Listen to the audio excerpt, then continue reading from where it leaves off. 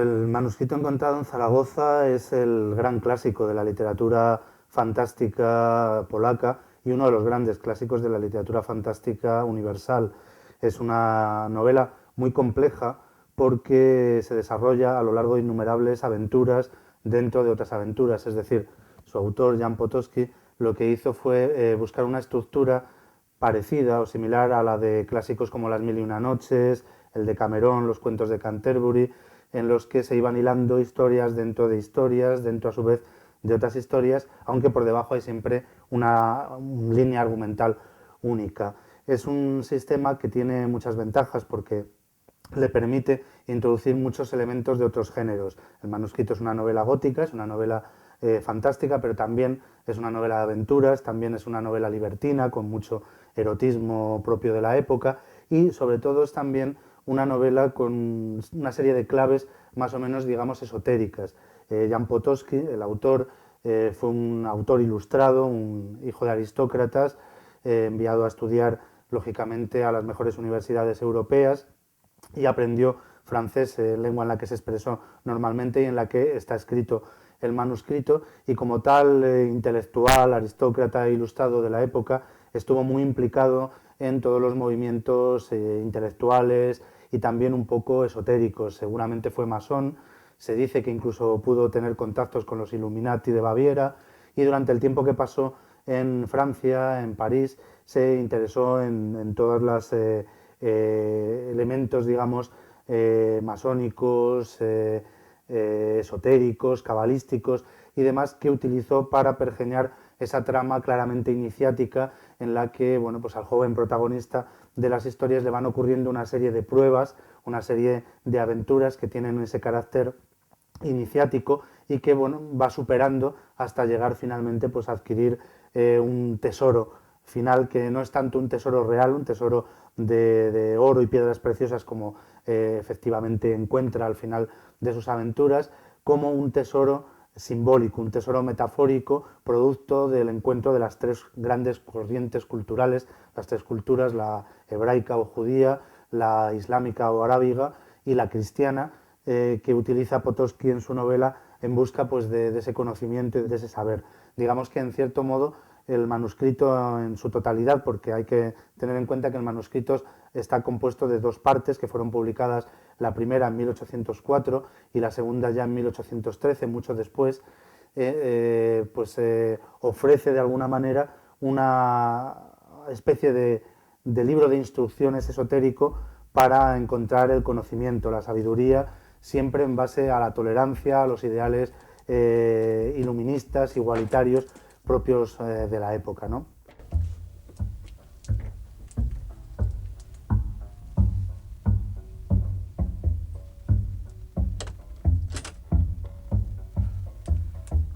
Normalmente el manuscrito encontrado en Zaragoza se considera dentro del género de la novela gótica, la novela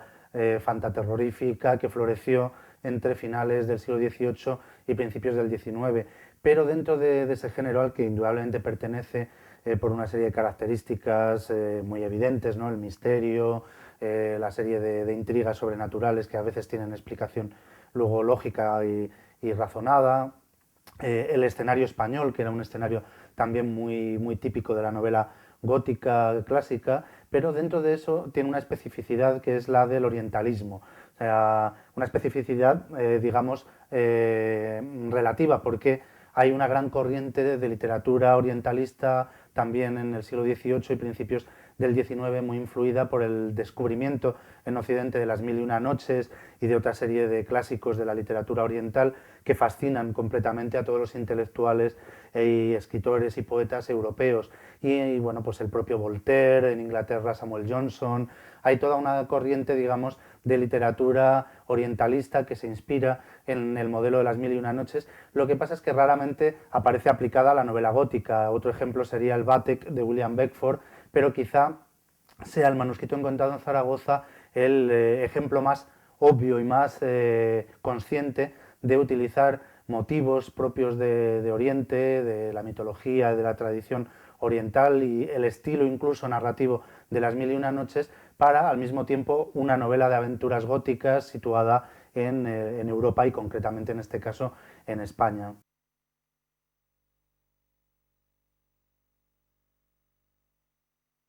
Jan Potocki es uno de los autores más singulares en la historia de la literatura polaca y quizá también de la literatura universal. Era un hijo de su tiempo, fue conde y aristócrata y gracias a eso pudo estudiar en las mejores universidades europeas, viajar por todo el mundo conocido y parte del desconocido, y fue también un hombre profundamente implicado en las inquietudes esotéricas y políticas de su época. Se ha dicho que llegó a contactar con los Illuminati de Baviera, que fue un gran promotor de los ideales de la Revolución Francesa, y todo eso se nota en su obra, en el manuscrito encontrado en Zaragoza, que tiene un marcado carácter iniciático, cabalístico y también humanista, porque propone de alguna manera la reconciliación de las tres culturas, la cultura hebraica o judía a través de la cábala y del esoterismo hebraico, la cultura árabe, islámica y la cultura también cristiana, siempre bajo su forma más, digamos, esotérica y tolerante. Pero por otra parte fue un personaje realmente fascinante que a su retorno a Polonia, ya en los últimos años de su vida, se vio muy afectado por una enfermedad crónica cuya naturaleza no se sabe exactamente, aunque se supone que pudo ser la sífilis, y una serie de circunstancias personales, el divorcio de su segunda esposa, el ver también cómo la Revolución Francesa, en la que él había tenido tanta fe, derivaba en el terror y se convertía pues en un río de sangre y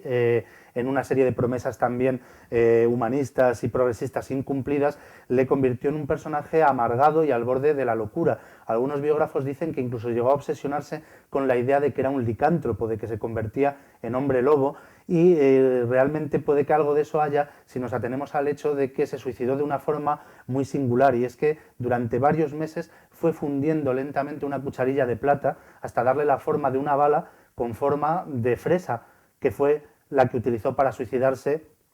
con su propia pistola, un poco a la manera de Larra, y fue por lo que le acabó quedando el mote de el hombre que se suicidó con una fresa.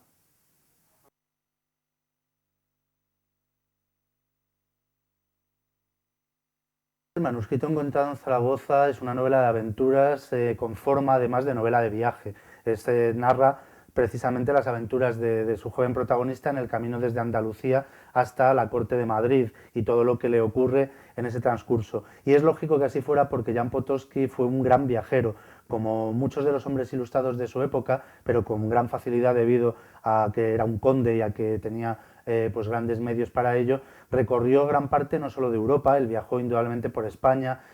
por el norte de África, por Marruecos, sino también, lógicamente, por los territorios de Oriente Próximo, por Grecia y el Gran Turco. Hizo un poco lo que se llamaba entonces, en el siglo XVIII, el Gran Tour, que era lo que cualquier intelectual, aristócrata, ilustrado tenía que hacer antes de poder pasar, digamos, a mayores, ¿no? Entonces esto se evidencia muy claramente en su novela, en el sentido de que él dejó gran número de libros de viajes contando sus expediciones. Llegó incluso a formar parte de una expedición del zar de Rusia a Pekín, que nunca llegó hasta allí porque bueno, se vio interrumpida por los tártaros y se tuvo que quedar a medio camino. Pero los libros de viaje de Jan Potocki, entre ellos sus viajes por España, se consideran uno de los grandes antecedentes de la literatura etnográfica contemporánea, porque él, como científico ilustrado que era, fue dejando constancia en todos ellos de descripciones muy pormenorizadas, no solo del paisaje, sino también de las costumbres locales, de la forma de ser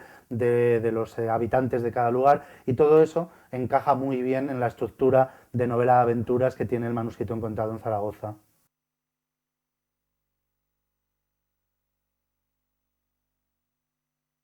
Realmente el manuscrito encontrado en Zaragoza es una novela singular en muchos sentidos. Por un lado, dentro de la literatura polaca siempre ha sido un poco motivo de polémica el hecho de haber sido escrita en francés y por un escritor indudablemente afrancesado, aunque fue también un gran eslavófilo y un gran conocedor de su patria y de las tradiciones de su patria. Pero siempre ha habido ahí un poco de resquemor por parte de algunos elementos, digamos, más nacionalistas, que se sienten molestos por el hecho de que una de las obras a la postre más importantes y más conocidas de la literatura polaca del siglo XIX fuera una obra escrita en francés y por un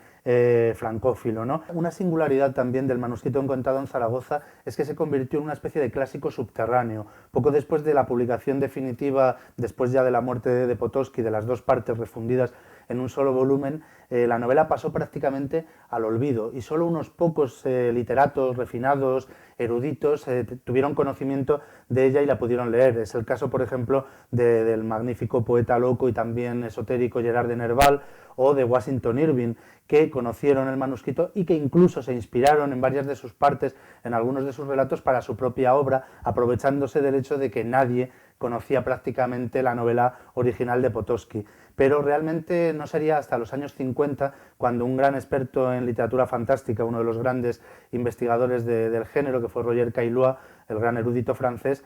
resucitó de alguna manera la novela de Potosky, la reeditó y descubrió de repente a una nueva generación de lectores y de intelectuales, lo que sin duda se ha convertido en un gran clásico de la literatura fantástica universal.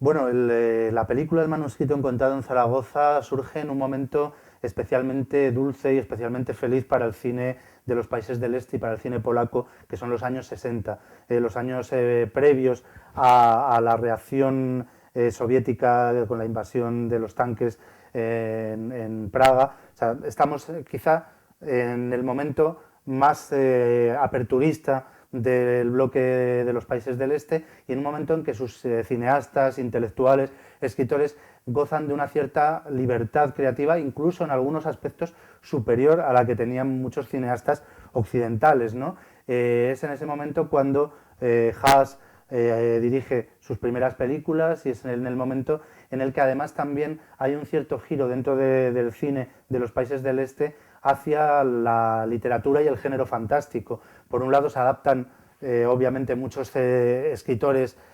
prestigiosos, nacionales, de las cinematografías del este. En el caso de Polonia pues podríamos hablar de adaptaciones de escritores como Sienkiewicz o gente, poemas como el Pantadeus, etcétera. Se hacen varias versiones en esa época, pero además también se gira hacia una fuente más extraña, que es la de la literatura fantástica, la de los clásicos más oscuros, como es en el caso de Haas, el manuscrito encontrado en Zaragoza.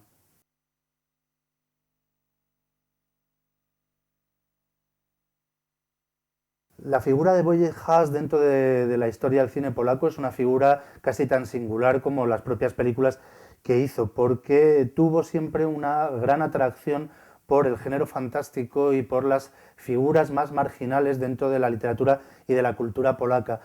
Quizás sus películas más conocidas sean precisamente El manuscrito encontrado en Zaragoza, que adapta la primera parte de la novela de Potosky, y posteriormente Sanatorio bajo la clepsidra, que es también adaptación de la novela homónima de Bruno Schulz, otro escritor, esta vez ya del siglo XX, considerado el Kafka polaco y que fue asesinado por los nazis durante la ocupación de Polonia, y que es también una película tanto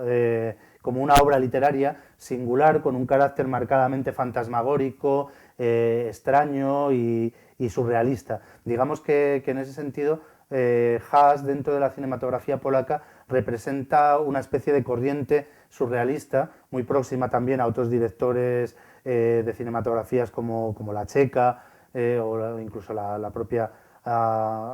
cinematografía soviética, pero muy atípica en conjunto comparativamente frente al resto de los cineastas de su país y de su tiempo. Yo creo que hasta cierto punto es natural que Haas se interese por la obra de Potosky, porque ambos poseen una sensibilidad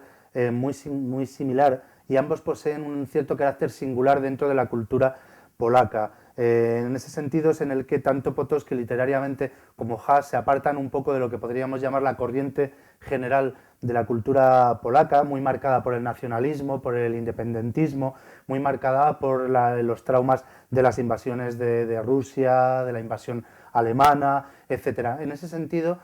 Potosky, como intelectual, humanista, libertario, iluminado y afrancesado, representa un hito y representa una clara diferencia con respecto a los poetas y novelistas nacionalistas tradicionales polacos, Y yo creo que en ese sentido también se emparenta con la propia posición de Haas dentro del cine polaco, que se aparta precisamente pues, de un cine más social o de un cine político o de un cine más claramente nacionalista, para abordar precisamente ese mundo fantástico, surrealista, fantasmagórico, que también puede interpretarse muchas veces como una sutil sátira o una sutil denuncia de ciertos elementos de la política o del totalitarismo de su época, pero que indudablemente es un soplo de aire fresco mucho más surrealista, mucho más arriesgado y mucho más próximo a una sensibilidad fantástica, próxima estéticamente al mundo, obviamente, de Goya, al mundo de pintores pues, como el Bosco, y que en general, por el tono que tiene la película, la utilización de la banda sonora, la estética y demás, se aparta radicalmente del realismo social y de otras corrientes típicas de los países del este en esa época, para inscribirse directamente dentro de un surrealismo que fascinaría pues, al propio Buñuel.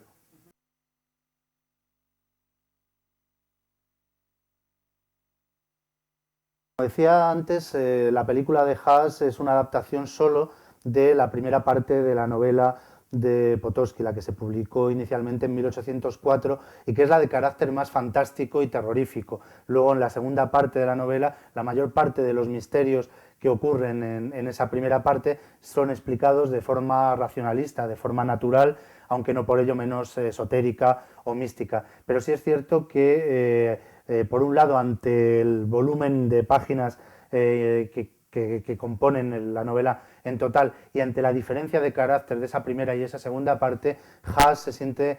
mucho más identificado y más inclinado a ocuparse de la primera parte, la publicada en 1804, que es, como digo, la que tiene un carácter más directamente fantástico, donde aparecen los espectros, las historias más terroríficas, las escenas de los ahorcados, la historia del jorobado, en fin, todo ese mundo delirante con un poco o mucho de historia de fantasmas, aparte del exotismo y el erotismo de las mil y una noches, ¿no? Yo creo que indudablemente Haas elige esta parte porque se siente más inclinado a esos aspectos fantásticos y surrealistas que luego a la parte más, digamos, de aventuras. En ese sentido, y en otros, yo creo que Haas es notablemente fiel a la novela. No en todos los episodios, tiene que adaptar muchas cosas, tiene que resumir muchas de ellas, pero sí que en términos generales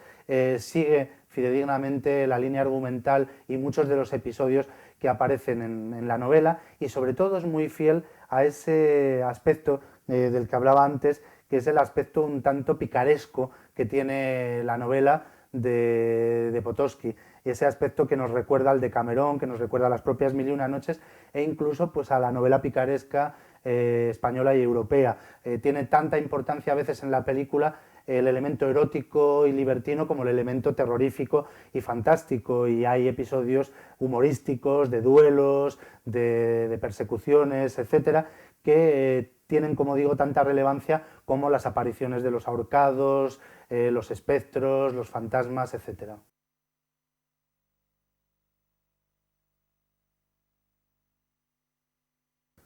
Uno de los elementos más sorprendentes y más chocantes del manuscrito encontrado en Zaragoza, y quizá uno de los que remarca más su singularidad y su particular atmósfera fantástica y surrealista, es la banda sonora de Krzysztof Penderecki. Resulta completamente chocante para el espectador actual, con una sensibilidad demasiado, creo yo, contaminada por las bandas sonoras sinfónicas, orquestales típicas, encontrarse con una película fantástica y de aventuras, con una película de época, hasta cierto punto una superproducción con sus batallas, sus duelos, su vestuario y demás, en la que la banda sonora, al contrario de lo que puede esperarse, está compuesta por uno de los grandes autores de música clásica contemporánea, por un grande de la música atonal como es Penderecki, y precisamente es el contraste entre esa música atonal, esa música concreta y las imágenes, lo que dota a la película de gran parte de su encanto y de su atmósfera surrealista. Son inolvidables las escenas en las que el personaje está prácticamente perdido por los desiertos de Sierra Morena o de este escenario absolutamente metafísico, que parece casi pues de algún cuadro de Giorgio de Chirico, y va deambulando por ellos acompañado de la música de Penderecki, completamente atonal y sincrética, y proporcionando así al espectador, yo creo, una auténtica experiencia surrealista y una experiencia fantástica, inigualable y que pocas veces se ha conseguido igualar en el cine.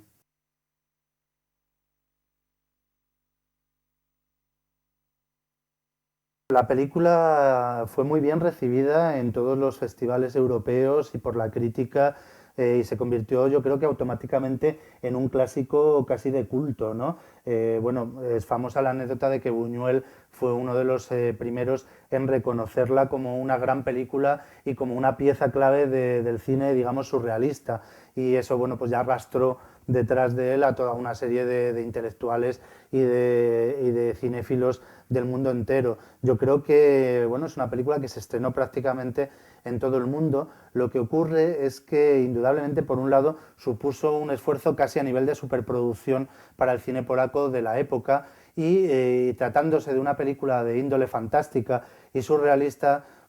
cuando después hubo esa especie, digamos, de recesión en los cines, en las cinematografías del este, un poco impuesta por un retorno a fórmulas más de cine social, más realistas, pues de alguna manera resulta hasta cierto punto lógico que no se invirtiera en hacer una segunda parte que hubiera podido parecer natural existiendo la segunda parte novelística, ¿no? Sin embargo, lo que está claro es que el manuscrito encontrado en Zaragoza se convirtió, como digo, en un clásico de culto automático. Fascinó, por ejemplo, a Jerry García de los Grateful Dead, que hizo todos los esfuerzos posibles por localizar una copia, restaurarla y conseguir que se editara. No llegó a ver el fruto de sus esfuerzos porque murió antes de que definitivamente, gracias a la intervención de Scorsese y Coppola, se hiciera una edición en DVD remasterizada, restaurada y demás de la película. Pero bueno, independientemente de eso, distintas versiones con distintos metrajes de la película se han seguido exhibiendo sistemáticamente en todos los grandes festivales, en retrospectivas dedicadas al cine fantástico europeo, al cine de los países del este, etcétera. Y sin duda es una piedra angular para entender el cine fantástico de Europa del Este y el cine fantástico europeo en general.